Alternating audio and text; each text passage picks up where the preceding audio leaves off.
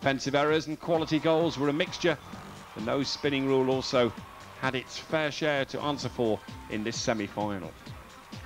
In the end, though, it was to be the experience of Juan Carlos Carlotti that was to make such a big difference.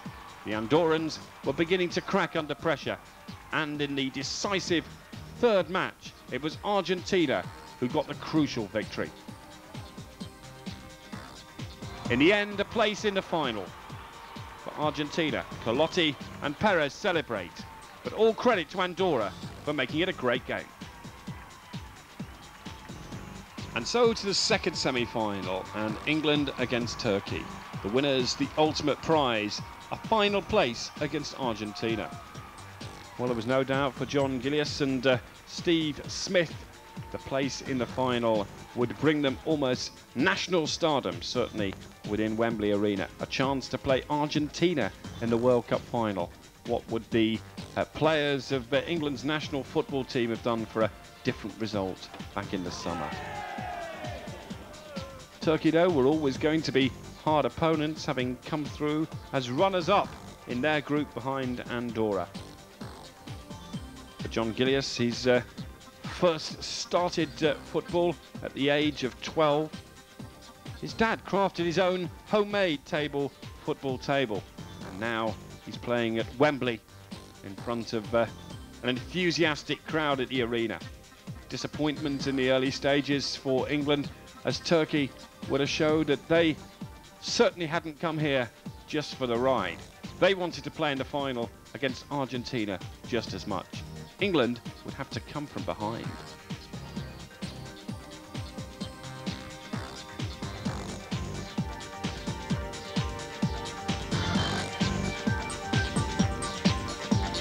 People may say that table football isn't taken seriously, just played as a leisure sport, but try telling that to Steve Smith, John Gillies and the rest of the England supporters at Wembley, as Turkey put up a tremendous effort here with Ibrahim Dogan in defence and Burak Gürgin up front, equally keen to reach the lucrative final against Argentina.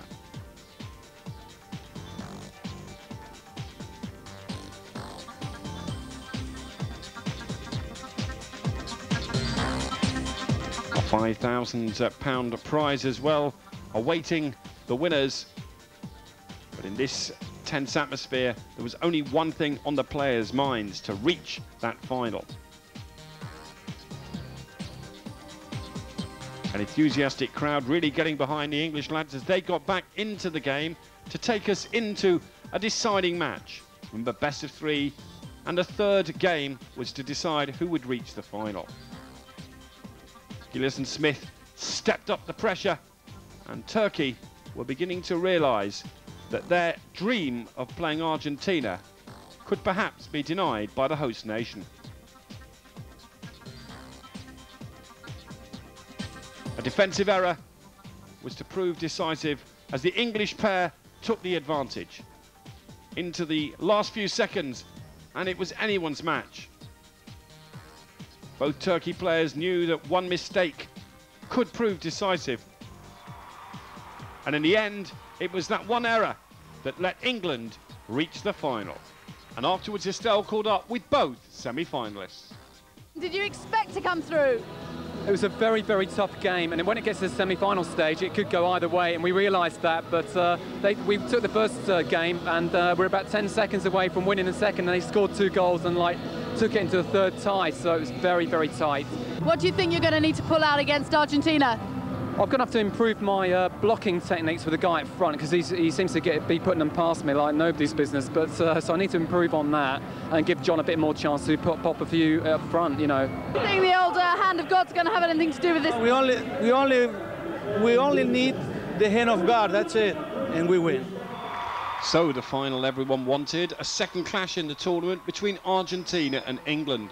In the group stages, England won the first match 2-1.